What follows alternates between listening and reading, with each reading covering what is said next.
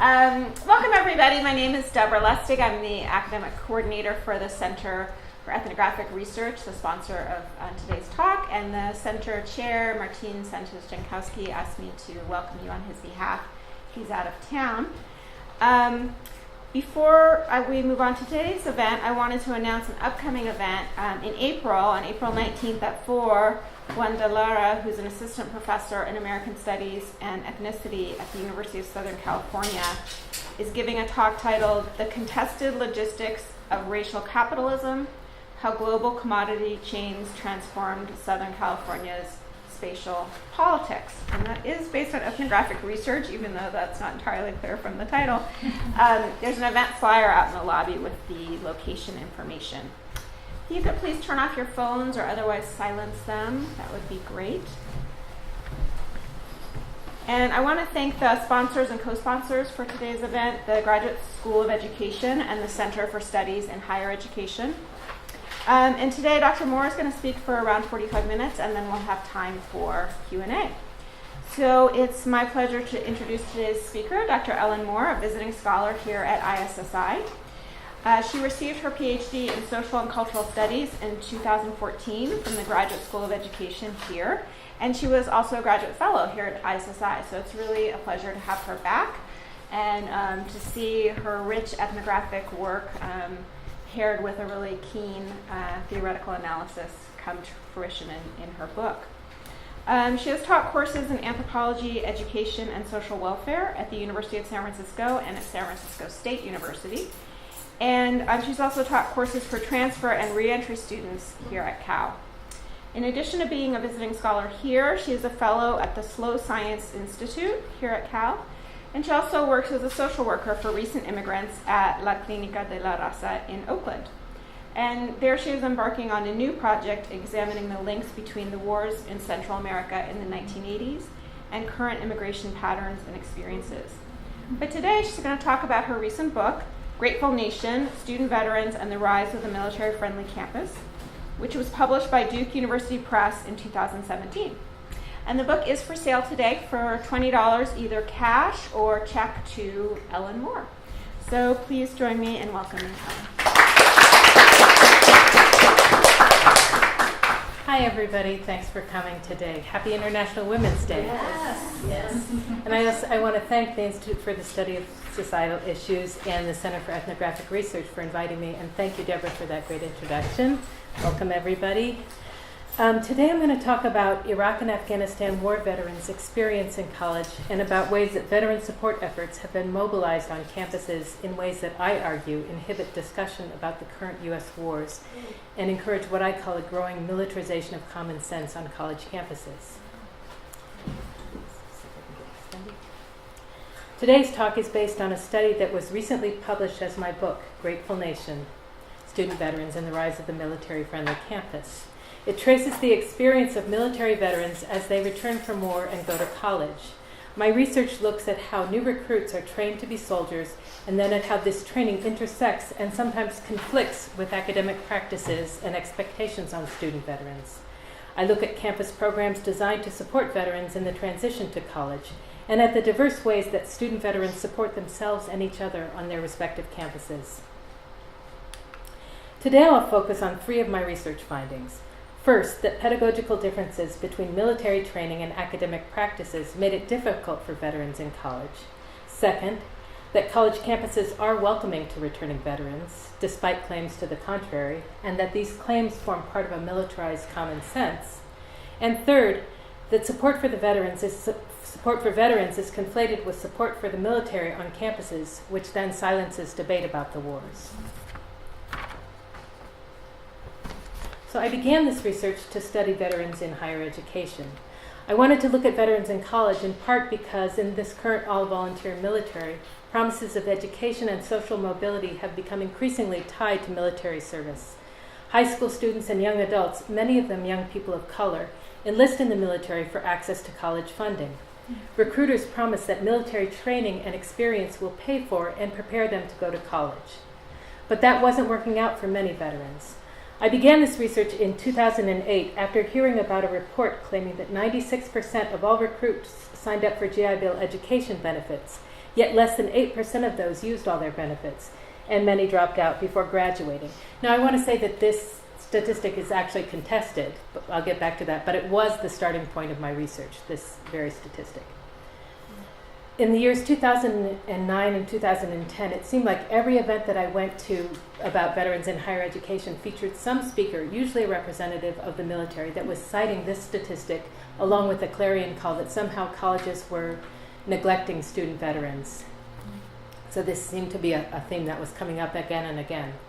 So I began my research to understand what was happening with vets in college. But I found early on that this statistic, in fact, was not accurate, and that the 2008 study that has been critiqued based on methodology and just the methodology and findings were completely sort of discredited. The only organization that has access to GI Bill education usage rates, that is the Veterans Administration or the VA, was not at the time tracking these numbers, and so the numbers didn't actually exist. We didn't actually have that information. And yet, this alarming statistic continued to be cited, along with the implication that civilian colleges were somehow to blame for this situation. So as with many, if not most, ethnographic projects, my research questions and my focus of study changed over time. My research became a process of looking at veterans' experience in college to explore what might help them succeed or what might lead them to be pushed out. I wanted to learn if vets were dropping out, then what were the reasons for this? And if they weren't dropping out, then why was this story being repeated? But before I get to my findings, I want to talk a little bit about my methodology. This was a multi-sided ethnographic study carried out over the course of 3 years.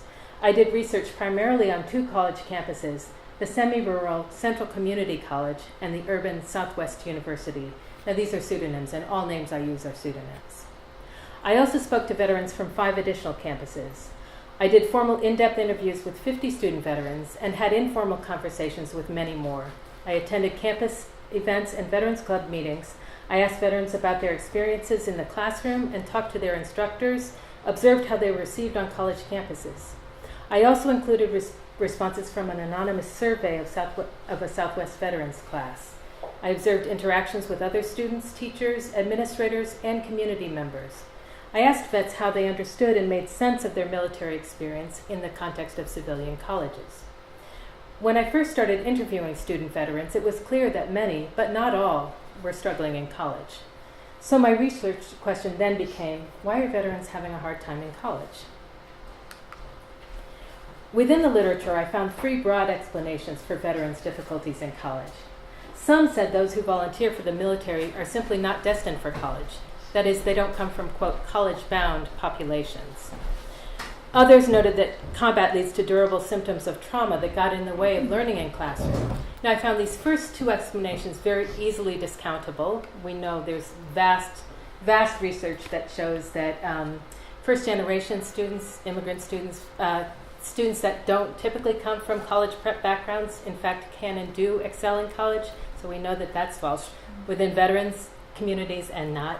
And civilian communities. And we also know that many, many students walk around our campuses with having endured lots of trauma, different kinds of trauma, combat trauma and other kinds of trauma, and with the proper support and accommodation can absolutely excel and do excel in colleges.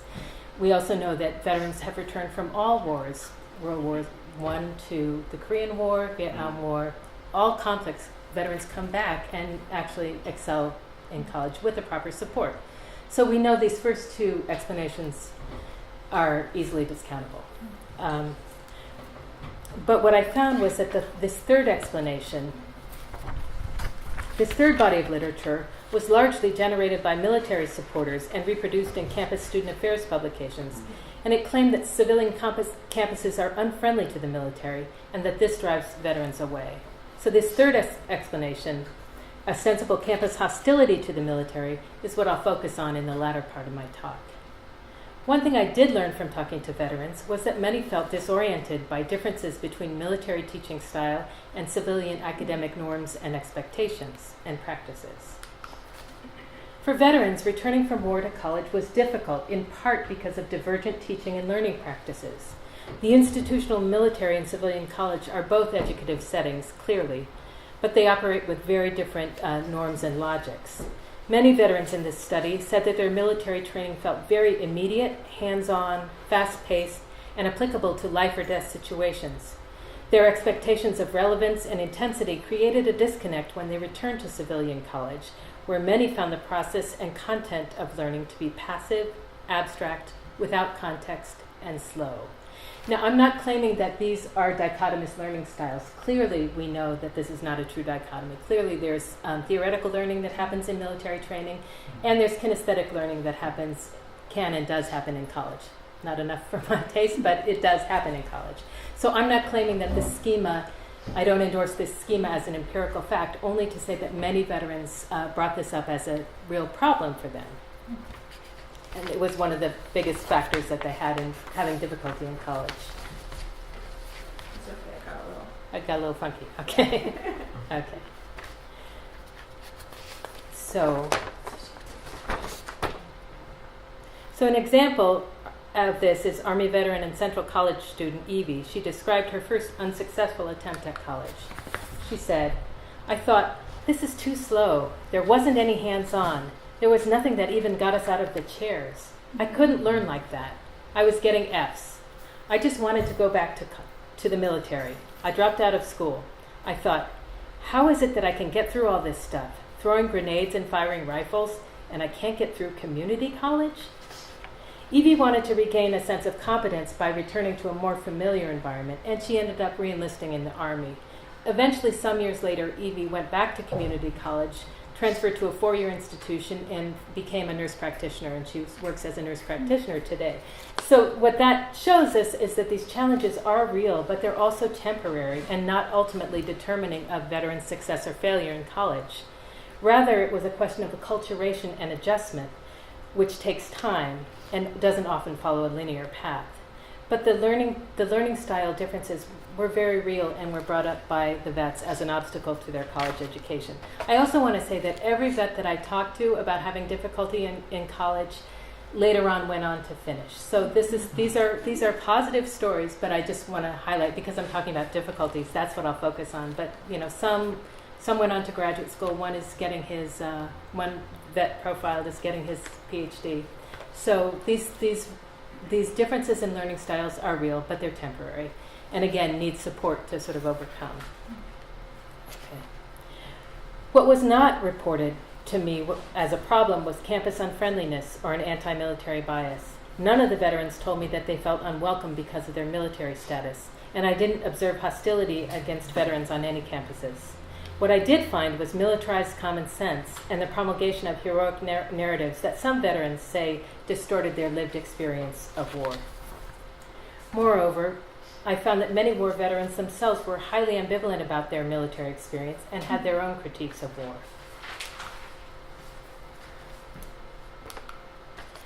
But the myth of the anti-military campus is widespread and represents a kind of pernicious common sense based on historical narratives about the Vietnam War. It's kind of a shared collective story that all college students and faculty were against the Vietnam War and thus were anti-military, and then by extension anti-veteran. So I'm using the term common sense, borrowing from Antonio Gramsci's idea of common sense as the embedded beliefs and assumptions that are taken for granted and lived uncritically throughout society.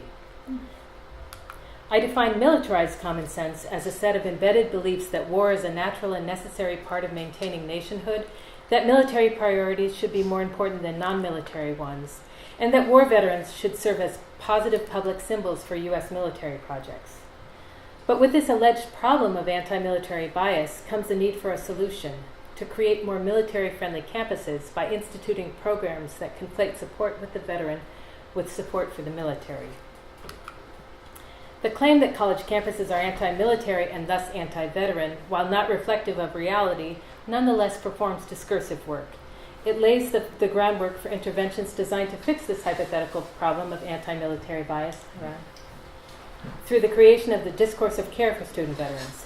This Discourse of Care simultaneously frames veterans as victims needing protection from anti-military attitudes and as heroes deserving public valorization. However, within this Discourse of Care, some support for programs intentionally silence debate about the wars. But this silencing can also alienate veterans, and thus programs designed to help veterans can sometimes end up failing them. So I've identified two types of strategies within this discourse of care: protective strategies designed to shield veterans from discrimination, and valorizing strategies designed to celebrate not just veterans' military service, but also the institutional military. The alleged problem that veterans don't succeed on campuses because campuses are not sufficiently military friendly appears in academic publications and resurfaces in the so-called best practice literature, which then becomes the basis for many college programs. One often repeated claim is that college faculty may offend veterans in their classes when they critically discuss military policies or the wars. We can note the conflation here. The stated problem isn't that professors are making pejorative statements about veterans, but rather that they may publicly criticize military policies or the war. This best practice literature urges professors to monitor their classroom speech, inferring that disagreement with government policy might offend veterans and thus should be avoided. And to address the problem of potential offense to veterans, advocates have developed successful remedial programs for college faculty and staff and protective programs for veterans. We can see some ways that the military-friendly campus is produced through the example of the VetNet Ally program, which is based on the campus safe zone programs for lesbian, gay, bisexual, and transgender students. This program offers a series of sensitivity trainings for faculty and promoted a version of student veterans' needs that valorize the institutional military. Faculty who successfully completed this training were given this decal here on the right to display in their offices, which designated safe zones for military veterans. The decal also identified faculty as allies with whom student veterans could talk openly without fear of prejudice or harassment. The VetNet Ally program positioned veterans on campus as underrepresented minorities subject to harassment similar to LGBT students. The program was designed based on the assertion that there is a, quote, academic tradition of opposition to war dating back to the Vietnam era, unquote, and that this ostensible tradition produces the potential for veterans to be harassed on campus. So we can see now here the problem isn't just insufficient friendliness, but has risen to the level of hypothetical harassment on campus. This problem statement lays the groundwork for the corrective intervention that is both protective and valorizing: collegiate safe zones to protect veterans, combined with programs to make visible and celebrate the institutional military. So to break down what's happening here, the apocryphal image of the discriminated against veteran is fused with the well-documented image of LGBT targets of hate crimes. The program asserts parity between veterans and LGBT students as social targets and makes the claim for veterans' equal status as an oppressed minority group. More subtle and pervasive, though, is the everyday militarization carried out through sensitivity trainings that college faculty and staff are encouraged to attend. A training I attended for community college instructors illustrates this. It was billed as a cultural competence training to help instructors teach student veterans. The audience learned how to identify weaponry, like rocket-propelled grenade launchers and M16 automatic rifles, and to differentiate between the battle cry of the Army and that of the Marines. Trainers divided the audience into two groups who then performed the battle cries competitively against each other. In doing so, the trainers reconfigured the discursive space. Civilian trainers became proxy drill instructors, while the community college teachers embodied the recruits. In this way, support for the veteran was embodied and enacted as support for the military. We were also given a list of questions to avoid asking veterans. Now, some of the questions on the list were patently absurd. For example, are you crazy like the Vietnam vets? That was on the list. But one of the questions on this list was the question, what do you think of the war? Rendering this question off-limits suppresses talk about the war and thus conflates support for veterans with silent quiescence to the war.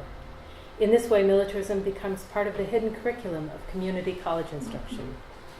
But veterans I spoke with did have opinions about the war. Some didn't want to talk about it, and some did. I also found that many vets were uncomfortable with the veneration of their combat experience, that they felt erased or distorted their lived experience of war. Erasures are I call erasures the nullification or distortion of veterans' experience through the creation of heroic narratives. They can occur when veterans are praised for actions they don't feel proud of. These erasures can foster feelings of disconnection from civilian society. An example is the experience of Southwest University student and former Marine Jordan. Jordan did 2 tours of Iraq as a cryptologic linguist, where his job was to identify Iraqis to be targeted for arrest or assassination. Like many of the veterans I interviewed, when I asked Jordan about his military job, his answer included expressions of remorse and regret for having participated in the war. Jordan had a hard return to civilian life, and especially to college. Despite having enlisted in part for educational funding, Jordan ended up dropping out of State College and Southwest University because he couldn't reconcile his experience of war within a college experience. Jordan is also one of those that went on to flourish and do well in college, but after having dropped out a couple of times. Jordan found it hard to relate to civilians whose only exposure to war was mediated through movies and popular culture, where the U.S. side is always heroic and where no one ever really gets hurt or dies. He said, "People here think sergeant, and they think John Wayne. I was a sergeant. I was 20 years old. And these 20-year-olds, they are the corporals and the sergeants, the non-commissioned officers who are running shit on the ground. People here don't have any sense of what's going on." Jordan said that this kind of erasure was the result of a society-wide silence and apathy about the wars. Most Americans live their lives untouched by the current wars, and for them, the returning soldier's experience is largely unseen or made unrecognizable through the creation of heroic narratives. Erasures can also result from campus programs attempting to make veterans visible and support them. The military establishment celebrates the warrior hero, and this perspective is taken up and amplified by many campus veteran support organizations. But forcing a hero identity on those for whom it doesn't fit contradicts their experience of actually fighting a war and can heighten their feelings of alienation. One example of this is Bridget, a former Army intelligence specialist and community college student. Like Jordan, Bridget's job in Iraq was to intercept messages and identify, quote, target packages of Iraqis to be arrested or killed. She talked about the psychological burden of being both victim and facilitator of violence, and she said she didn't identify as a hero. She said, "People want to make us icons. They want heroes. We're not icons. We can't all be heroes for them." That soldiers can't all be heroes for them implies that civilians insist on this narrative because they need to feel better about sending young people to war. For Bridget, this imposed iconic status acted as a form of erasure. Moreover, when this narrative was pushed by pro-troop organizations, it tended to preclude dissent or discussion about the wars. This is problematic because many of the veterans had highly contradictory feelings about their actions in combat. Southwest University student Connor is an example of this. While deployed in Afghanistan, Connor worked as a gunner on a weapons-mounted armored vehicle. Now I want to remind you that these are not pictures of actual people, but this is the kind of vehicle that Connor drove and the kind of work that he did. So, a weapons-mounted armored vehicle. Officially, he said, his job was to, quote, destroy, neutralize, or suppress insurgent forces. But he told me that his first sergeant said his job was to, quote, kill Haji. Connor talked about the crisis he faced after coming home from Afghanistan, when he realized that participating in this kind of racialized violence ruptured his worldview and caused him to lose his Christian faith. His remorse turned to violent fantasies aimed at the U.S. military. He told me, "None of the stuff we did when we were deployed really hit me at the time. I just did it. After I got back, the feelings started building about what we did and what we're doing, about all the killing. I used to think if I could just destroy this entire military infrastructure, not the people, but all the equipment and the buildings, I would be wiping out a parasite in this world." Connor's interview reflected a deep ambivalence. On the one hand, he considered himself a violent parasite killing people. On the other hand, he told me he felt more vital and alive when he was deployed. Connor talked about missing military life and combat, even as he rejected the mission and the project of war. The fact that he returned to these ambivalent thoughts later in the interview, saying that he's constantly aware of and fearful of his ability to kill, shows that he's still actively grappling with the contradictions. My research argues that Connor's reintegration into civilian life in college won't be served by ignoring or attempting to deny his ambivalent feelings about combat because he so clearly lives with them.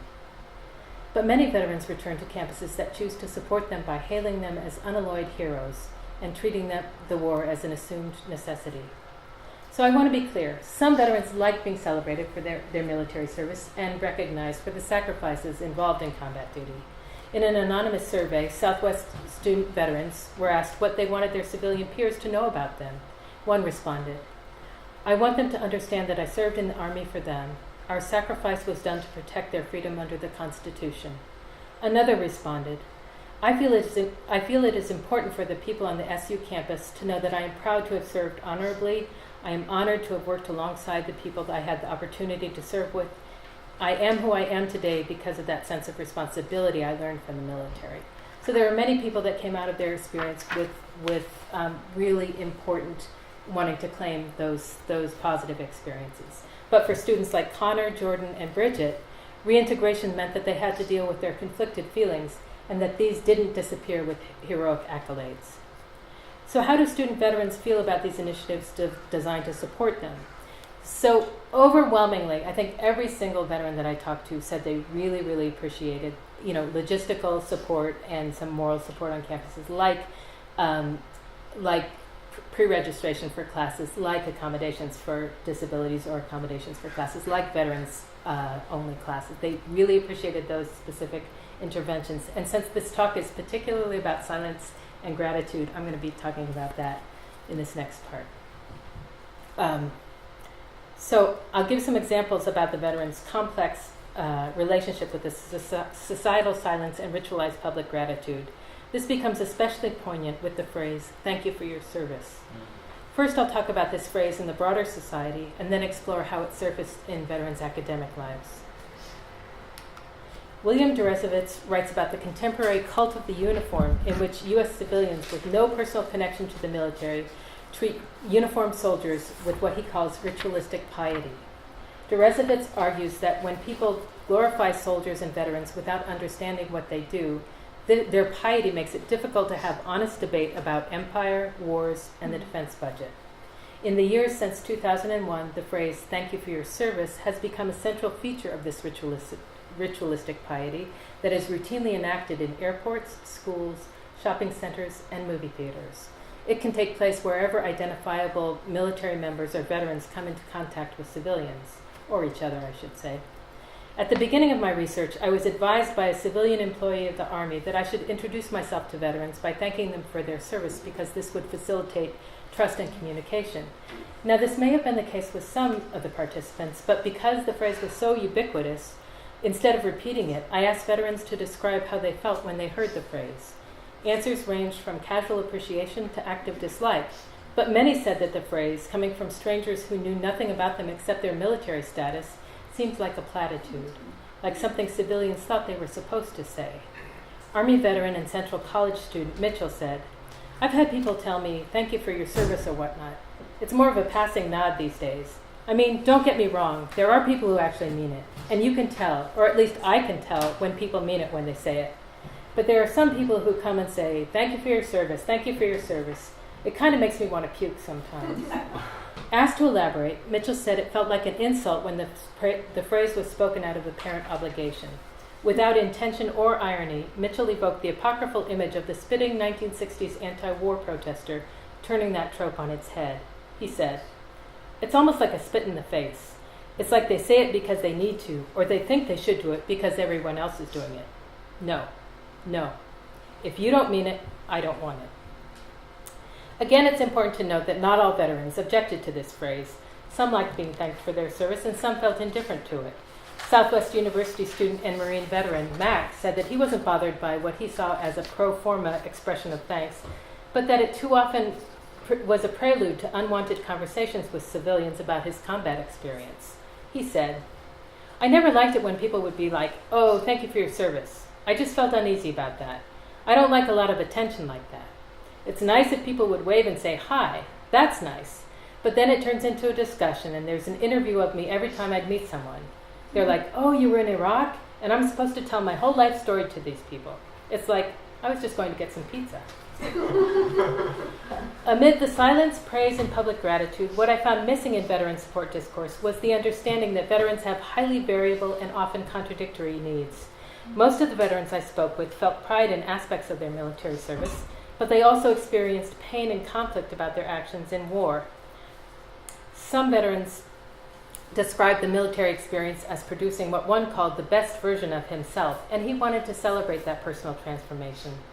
But when a particular laudatory wartime experience was the only one given voice in military recruitment efforts, popular media, and veteran support discourse, then veterans with more conflicted stories to tell were silenced. Implicit in campus support programs was the assumption that all veterans actively and positively identified with their military service and with the wars.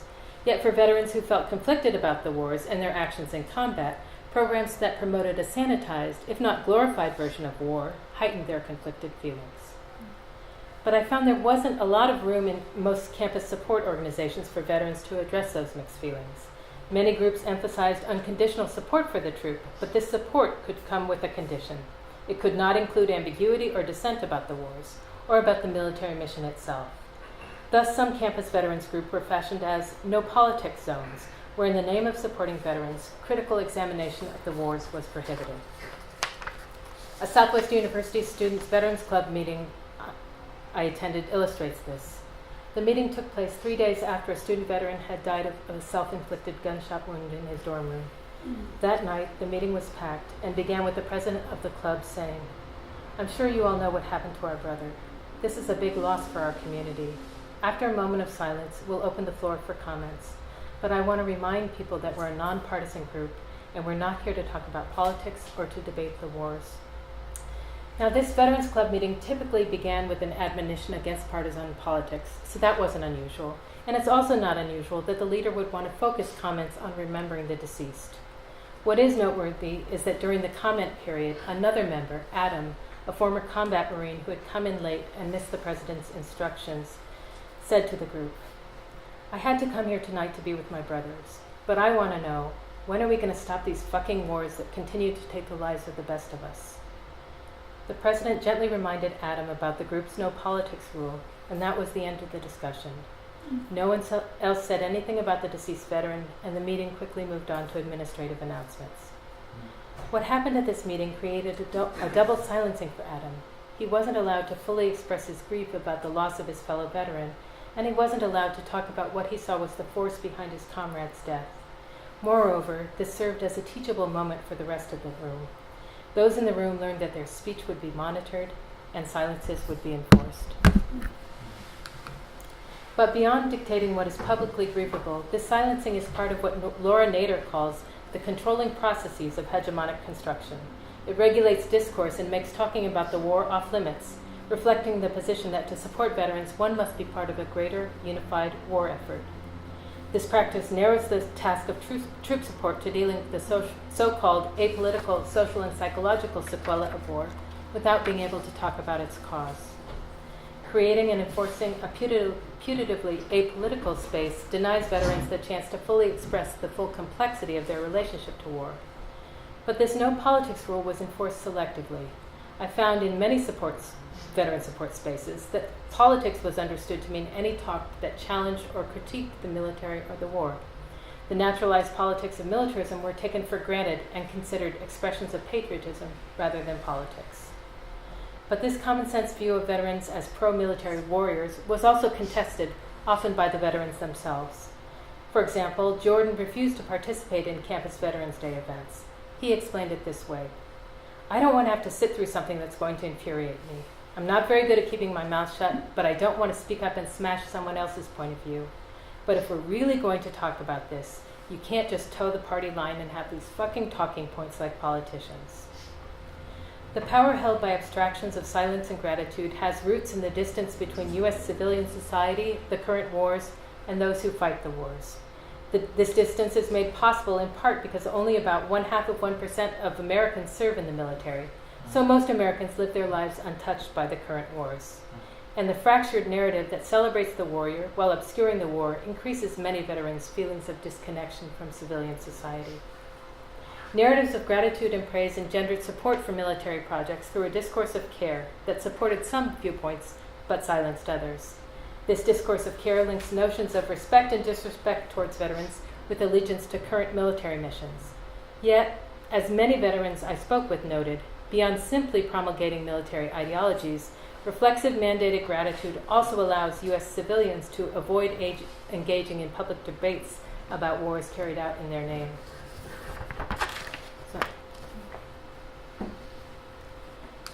So this image was taken at a Southwest University basketball game halftime show on Veterans Day. It's the kind of event that Jordan won't go to. Please note that those holding the flag on the court are student veterans and some are in uniform.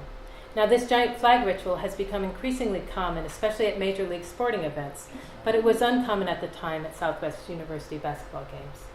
This moment illustrates a conjuncture of what Michael Billig calls banal nationalism, or the attachment of nationalist symbols to popular cultural icons, and the hot nationalism, what he calls the hot nationalism, of overt assertions of national supremacy.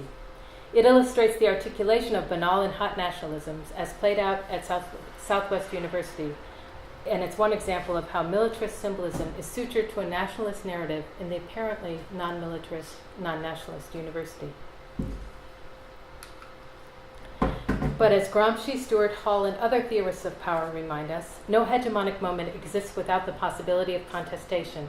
In addition to the individual acts of refusal and contestation I've described today, groups of veterans like Iraq Veterans Against the War, which is now known as About Face, Veterans for Peace, the Civilian Soldier Alliance, and others offer veterans a space to critically examine their experience and to push back against the naturalized heroic discourse surrounding war. They provide what Dorothy Holland calls spaces of authoring that allow veterans a way to maintain their military identities while reworking their positionality through political action. When veterans return home and become students, they bring the war, which is inscribed in their bodies and their consciousness, into civilian college, a space that is generally assumed to be non-militarized. But my research finds that civilian institutional spaces, and particularly civilian colleges, are not, in fact, non-militarized. They are simply militarized in a different way. Thank you.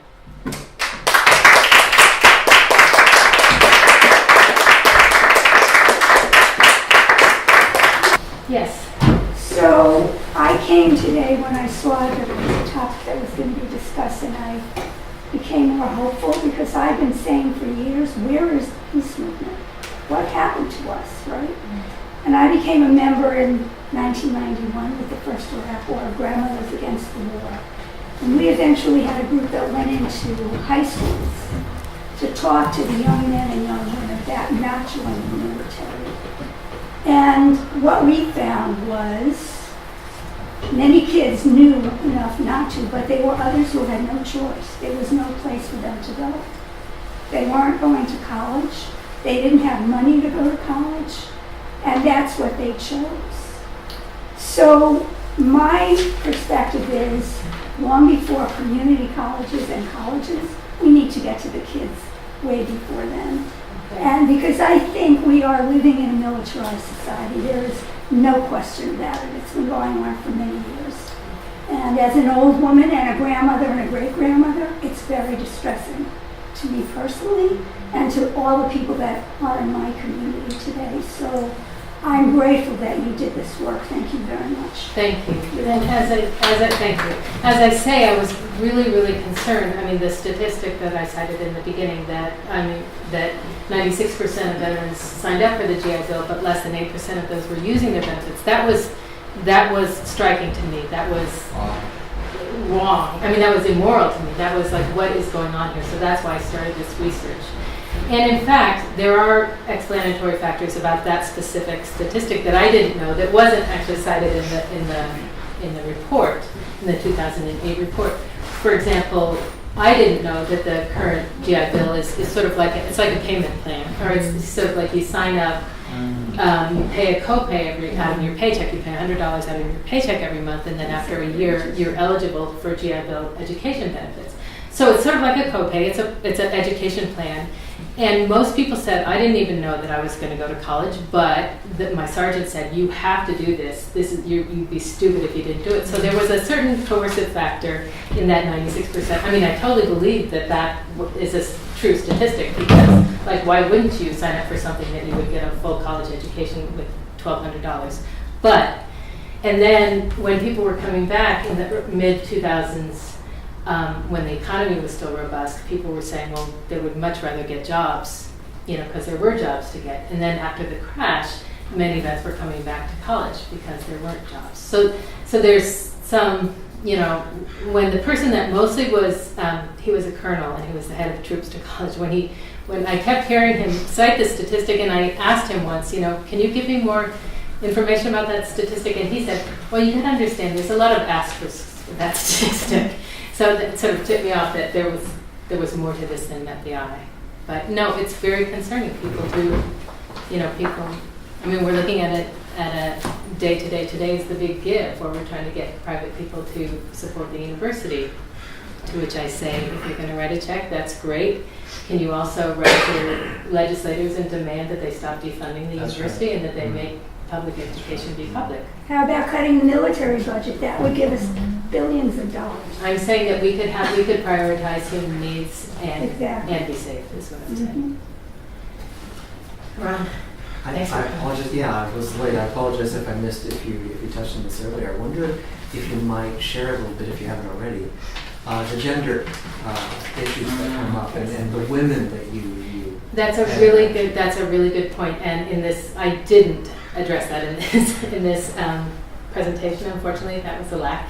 But yes, in this research, I was wanting to get about the same, the same ratio of women to men that it exists in the military. So it's about 10%. Would you say that, Ron? 15. 10, okay, no, 15.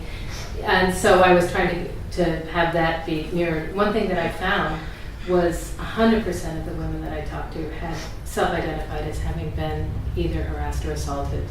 I mean, I think sexual harassment is just, talk about part of the hidden curriculum, and it's absolutely part of the training and part of the culture. And so that was universal with all the women that I spoke to. Some was more egregious than others. I mean, some was more striking and violent than others. It was all, in my opinion, violent, but so thank you for that question.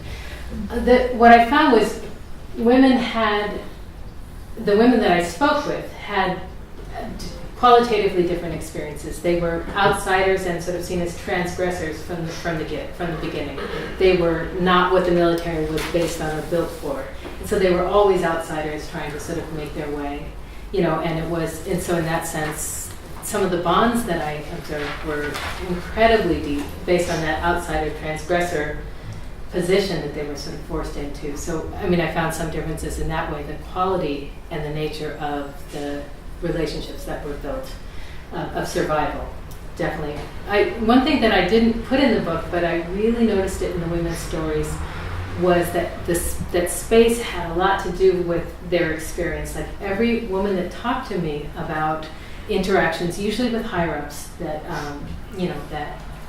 assaults or being accosted, space always had something very much to do with it. Like they always described maybe storage closets and that the entrances were blocked. And so their stories always had an element of space where they were maneuvered, or there was, equipment in the way, or that they were, ordered to go to do some task in a remote place where nobody else was around. They went from a group of people to be ordered to go to a remote place, and then they were assaulted. So, if I were more of a geographer, I think I would have concentrated on the use of space as a weapon kind of against the women. It was very striking. Yeah. Terrific work. Thank you. Thank you. I love your analysis. I'm just so struck about the combination of this very masculine profession with the LG, with the association with that. How did that work, and how was that accepted? Well, I think that there's,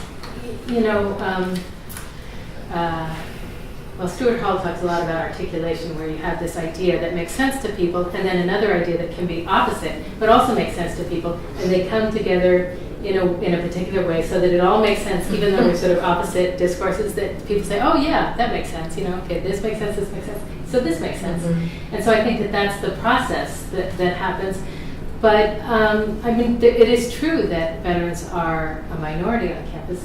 I did not find that they were an oppressed minority. I mean, the oppressed minority, the oppressed status means that they have to be under attack, or they have to be actively oppressed in some ways. I did not find that in my research. So that the sort of bringing together of these two discourses of oppressed minorities, I think that one can claim to be a minority, and that minority status is heightened by the fact that they're a minority by virtue of the fact that they are in this world that is quite different than the civilian world, and have been through experiences that are very different than the main of the society. So in that sense, they are a minority. There's no doubt about that. But to link it with this active oppression based on narratives of the Vietnam War, this was absolutely true, because in the program, I read the program design, and it made that claim that because in Vietnam the assumption was all faculty and students were against the Vietnam War, so all faculty and students were against the veterans.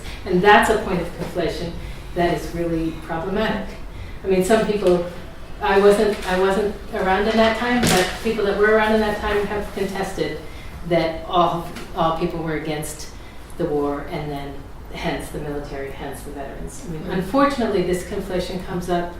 I just saw some of the Ken Burns Vietnam series on Channel 9, and they chose to highlight people and said, yes, I feel really terrible that we blame the veterans. And there was one person that said that, and I feel bad that she feels terrible. I don't think that should stand in for everybody that was against the war, and that's the problem when you're left with that quote, then everybody assumes, well, that was the reality.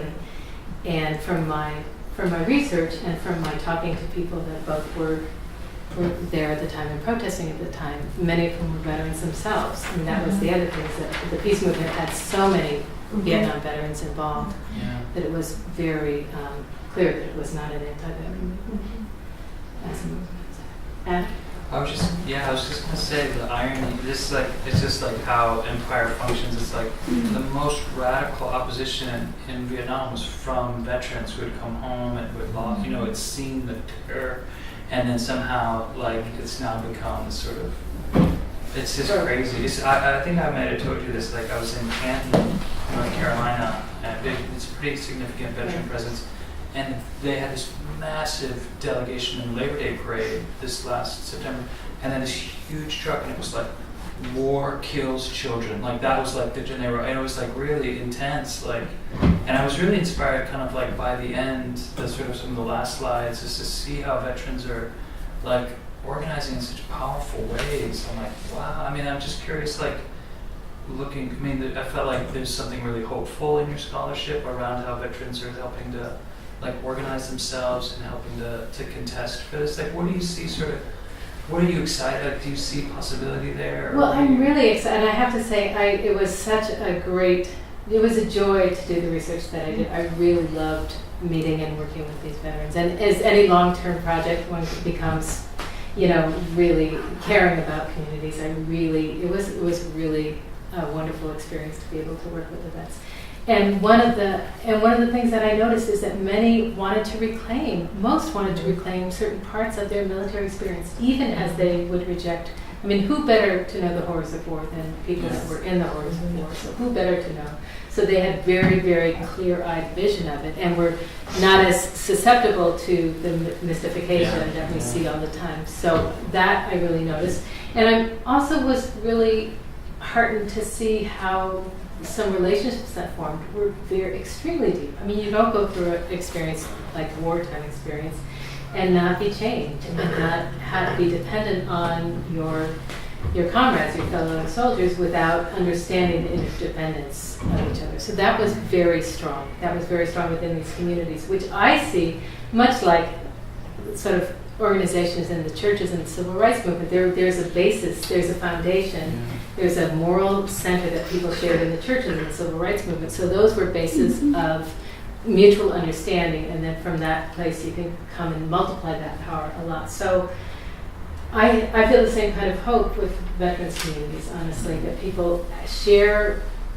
They may not share politics, and certainly if people take away anything from this, I hope they take away that this is not a monolithic community, that people have very different needs. And in fact, my critique is when it's treated as a monolithic sort of discoursive community, that's problematic. It does not serve some, will exclude some. And so I am very hopeful. I'm very hopeful about how people have been able to come together and also recognize. There was a few years ago, the Iraq Veterans Against the War, now known as About Face, had a War as Trauma campaign and a sort of Courage to Heal campaign. So it was really recognizing that war produces trauma in civilians that it affects, but also in the perpetrators of violence. And so they did a sort of around the country tour talking about this and sort of reclaiming. There's also a really excellent documentary that I want to encourage people to see called sunrise. What is it called? Almost sunrise. Almost sunrise. Thank you. Sorry. Okay, no viene preparada. So yeah, almost sunrise. Almost And it's really a beautiful film, and it's about two vets that found each other from the Midwest and decided to walk across the country, talking to communities, and it was just a very individual effort. I mean, it was one guy, and I don't think that they were affiliated with a broader organization, but acts like that were acts of personal redemption. I'm going to call it redemption. They called it redemption. You know, sort of finding themselves again after this incredibly dislocating experience of war, and also the dislocating experience of being held as heroes for things that they don't feel proud of. Charlie, did you have something to say? Yeah. So when I see veterans in uniform or currently serving soldiers in uniform, I tend to be more of the smile and wave type of person. I don't think I've ever said thank you for your service. And I wouldn't start interrogating people about their war experience either. But I'm just curious if you have suggestions. You know, I'm one of those people who doesn't, I don't have anyone in my own network who's recently been a veteran. So yeah, what advice do you have? Well, it's, you know, people have said, well, can I not say thank you for your service? And my thing is, I don't police what people say. I think if you feel that, you should say that. But also, if you say that just because you think you should say that, you should be aware of both the ideological work it does, that I believe it creates an ideological unity with the project that you may or may not agree with, and also the work that it does for the veterans receiving it, that they may not appreciate. I mean, I had one vet that said to me, that when people said that to him, he said, and I think, do you think you're done now? Do you think you're done with your side of the bargain?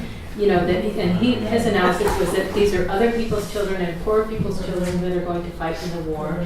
And so you think you're done now when you say thank you for your service. And he said, if you really want my appreciation for that thanks, you will go to your congressperson and demand a return to the draft.